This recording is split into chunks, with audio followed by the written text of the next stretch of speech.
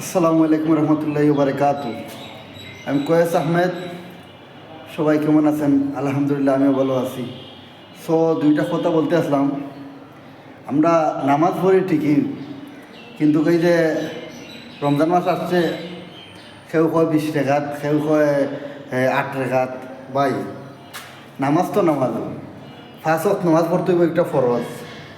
দ্বিতীয় কথা হইল রমজান মাস 20 রেখাত হোক আর 8 রেখাত হোক, নামাজ তো পড়তে হইব ভাই।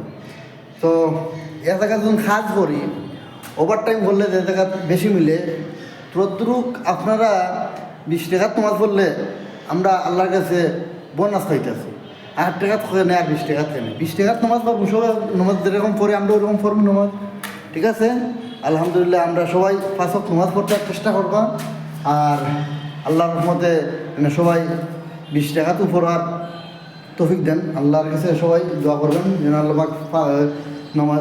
নামাজটা পড়ার তৌফিক দিন সবাই।